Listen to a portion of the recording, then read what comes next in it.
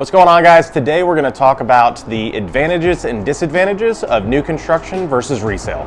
So guys, let's first talk about purchasing a resale property. First, you're generally going to be able to purchase this house cheaper than if you were to build it brand new as it sits right now. Secondly, you're going to know your exact closing date as opposed to going through the entire process to build that house. Also, that neighborhood is generally going to be more characteristic of having mature trees and being more established and possibly even having different types of architecture depending on the year that neighborhood was built. Now guys, let's talk about some of the disadvantages when you're buying a resale. First of all, you're not going to be able to customize that house exactly to your specifications because you're not building it. Chances are there's going to be more maintenance involved with this property, again, depending on the age of the house. Just because it's a little bit older, it's going to need some maintenance and upkeep during the process of your ownership. Also, while you're probably going to have the opportunity to do inspections during your due diligence period, it's a good chance that that inspector is probably not going to get 100% of what you might need to look for in that house. Sure, they're going to look at the HVAC, make sure the roof isn't leaking, but there's generally going to be a little bit more maintenance involved with a resale house because at new construction closing, you get a 10-year warranty and a 30-day walkthrough. With resale, you don't get that. So guys, let's talk a little bit about the advantages of new construction. First, you're going to be able to customize everything or pretty much everything in that house down to